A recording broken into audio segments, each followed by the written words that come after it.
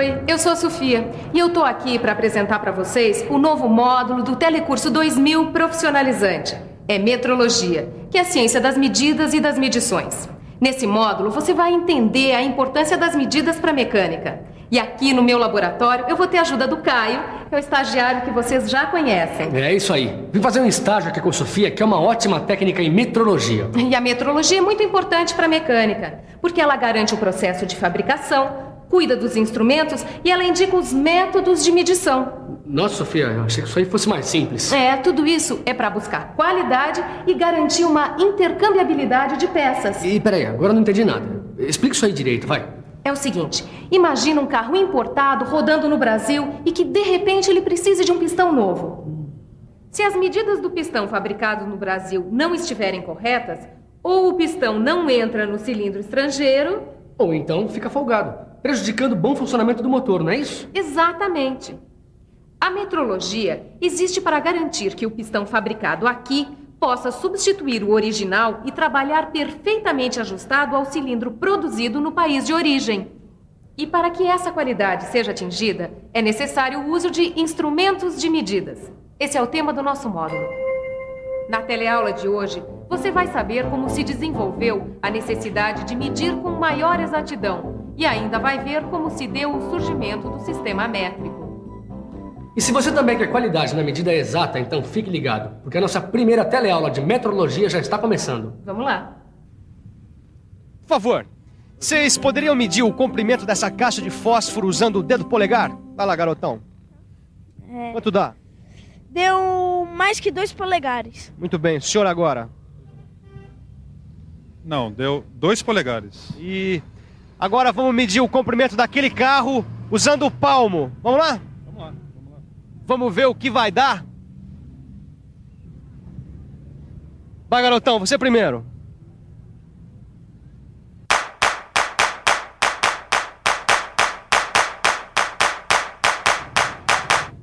Quanto deu? 25 palmos. 25 palmos. Senhor, por favor.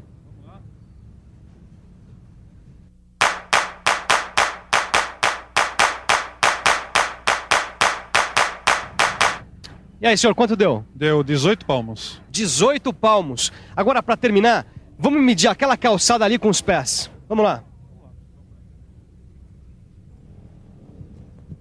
Então, nós vamos medir essa calçada daquela ponta até aquela. Garota, é com você.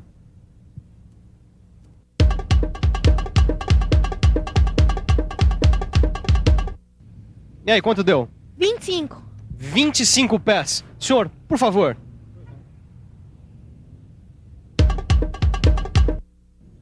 Quanto deu? Para mim, a largura da calçada deu 19 pés. 19 pés.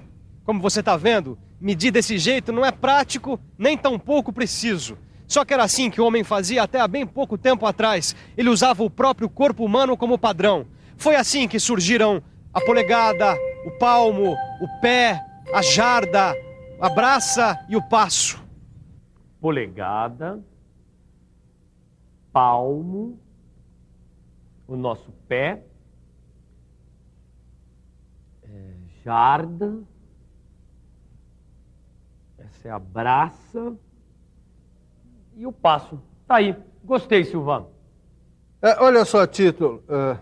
Nesse livro aqui está escrito que nos séculos XV e XVI, os padrões mais usados na Inglaterra para medir o comprimento eram a polegada, o pé, a jarda e a milha. E o mais interessante é que alguns desses padrões são utilizados até hoje. Nós podemos encontrar aí os correspondentes deles em centímetros. Tô vendo aqui sim, ó. Uma polegada é igual a 2 centímetros, 54 centésimos de centímetro. Um pé é igual a 30 centímetros, 48 centésimos de centímetros. E uma jarda é igual a 91 centímetros, 44 centésimos de centímetros. Titão, olha aqui uma coisa. Mas o que é isso, Silva? A Bíblia? A gente vai rezar agora? Que rezar, Titão. Eu estou querendo te mostrar que a preocupação do homem com as medidas é muito antiga. Tão antiga que aqui na Bíblia nós vamos encontrar o primeiro registro de uma medida definida. Não, mas por que foi aparecer uma medida aí na Bíblia? por causa da construção da arca. O Criador mandou que Noé construísse uma arca com certas dimensões, usando como padrão o côvado. O côvado equivale a 3 palmos, o que dá mais ou menos 66 centímetros. Mais ou menos 66 centímetros? Isso é na medida que se apresenta, Sofia? Olha, como cada corpo é diferente do outro, então as medidas deviam variar demais, né? Isso que você está falando, Caio, tem a ver com a padronização. Se a medida do corpo varia de uma pessoa para outra, não existe uma medida oficial. Pois é. Tu já imaginaste como é que seria a mecânica sem medidas padronizadas? Isso nem dá para imaginar. Pois é. Os antigos já tinham percebido isso e, de alguma maneira, eles buscaram um jeito de encontrar essa padronização. Por isso, todas essas unidades eram baseadas no corpo do rei e tinham de ser respeitadas por quem realizasse medições naquele reino. O problema é que, se o rei morresse, mudavam todas as medidas, né? Para evitar problemas assim, os antigos egípcios criaram um padrão único para a medida deles, que era o cúbito. O cúbito era igual à distância do cotovelo à ponta do dedo médio. Mas de novo o corpo como referência? Só que, desta vez, ao invés do corpo, eles utilizaram barras de pedra com o mesmo comprimento em suas medições. Foi aí que surgiu o cúbito padrão. O problema é que o cúbito padrão em barra de pedra não era um instrumento muito prático para ser usado numa construção. Por isso, foram gravados comprimentos equivalentes ao cúbito padrão nas paredes dos principais templos egípcios. Assim, cada um podia conferir periodicamente o tamanho da sua barra e ficava mais fácil construir uma pirâmide. E foi exatamente o que os franceses fizeram com a toesa no século XVII. Toesa era a unidade de medida linear usada na França. Olha, esse livro aqui conta que eles materializaram a toesa em uma barra de ferro com 2 pinos nas extremidades e chumbaram essa barra na parte externa do Grand Châtelet, em Paris. Pelo jeito assim, ficava à disposição de quem quisesse aferir os seus instrumentos. Mas, Silva, quanto é que valia uma toesa? A toesa equivalia a 6 pés, o que dá mais ou menos 182 centímetros e 9 décimos de centímetro. Pelo jeito, desde aquela época, os franceses sacaram a importância de se ter uma medida padrão. Aí pegaram e chumbaram a barra na parede. Pois é, e nem assim eles resolveram o problema. É que o material se desgastava com o passar do tempo e o padrão teve que ser refeito. E para que não fosse mais preciso refazer esse padrão, com o tempo surgiu um movimento procurando criar uma unidade natural. Como assim natural? O que se queria era adotar uma unidade que fosse encontrada na natureza e facilmente copiada, criando assim um padrão de medida. Tá mais do que na hora de parar com essa história de copiar as medidas do corpo humano, né? Mas eles queriam também que essa unidade natural, ela tivesse os seus submúltiplos estabelecidos segundo o sistema decimal. E esse sistema, ele foi inventado pelos hindus 4 séculos antes de Cristo. E qual foi a unidade natural encontrada? Ficou acertado que a nova unidade deveria ser igual à 10ª milionésima parte de 1/4 de meridiano terrestre. Essa nova unidade foi chamada de metro. A palavra metro vem do termo grego metron, que significa medir. Bom, para calcular o meridiano da Terra, foram escolhidos 2 astrônomos franceses, Delambre e Méchain. Utilizando a toesa como unidade, eles mediram a distância entre Dunkerque e Montjuïc, perto de Barcelona. Bom, a partir daí foram feitos cálculos e chegou-se a uma distância. Essa distância foi materializada numa barra de platina com secção retangular, parecida com essa daqui, que tem 4,05 por 25 por 1000 milímetros. O comprimento dessa barra de platina corresponde ao comprimento da unidade padrão metro. Esse metro materializado passou a ser chamado de metro dos arquivos. Só que com o desenvolvimento da ciência, verificou-se que uma medição mais precisa do meridiano da Terra iria dar num metro um pouco diferente. Assim, a primeira definição foi substituída por uma segunda definição.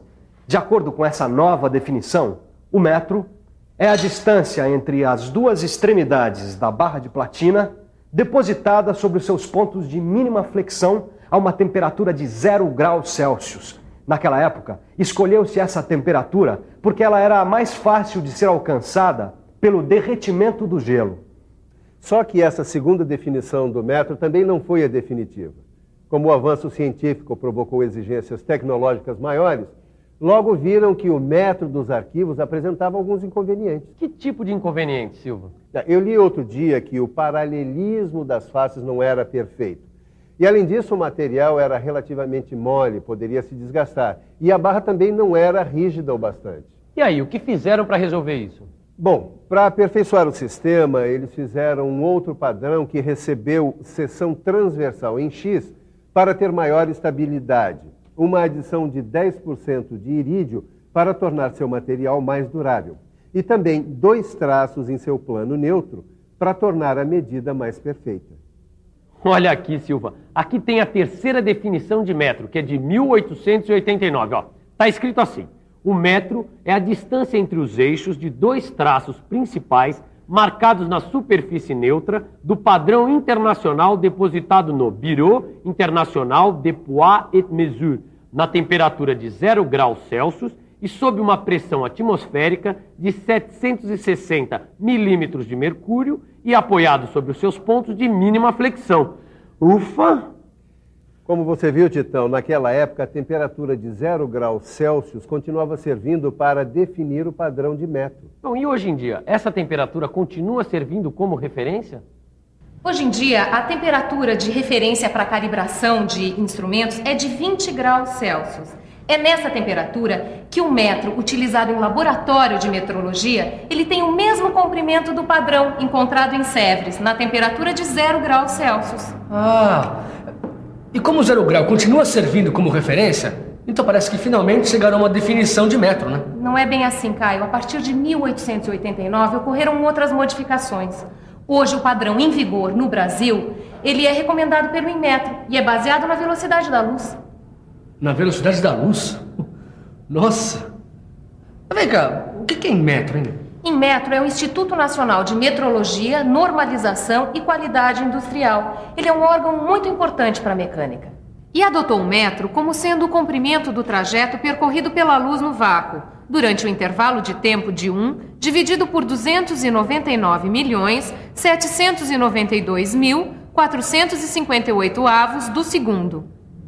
Só que todas essas definições, elas apenas estabeleceram com uma maior exatidão o valor de uma mesma unidade que é o metro. Mas para que tanta exatidão, Sofia? Ora, porque a metalmecânica trabalha com tolerância mínima. Tolerância, diferença máxima admitida entre um valor especificado e obtido. Margem especificada como admissível para o erro em uma medida ou para discrepância em relação a um padrão.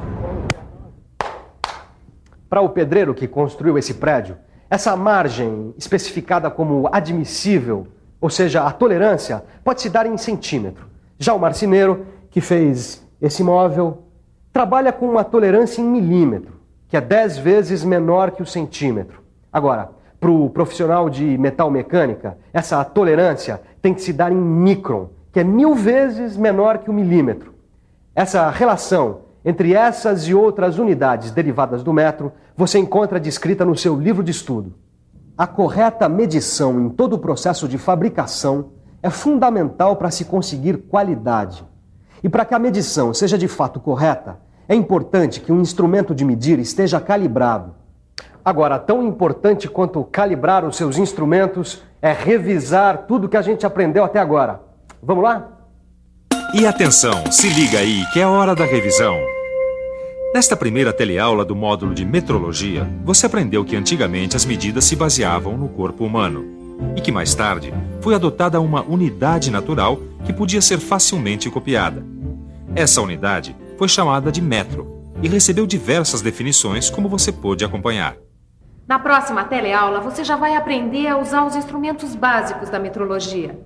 Enquanto isso, faça os exercícios no seu livro de estudos. E até a próxima teleaula. Tchau. Tchau, tchau.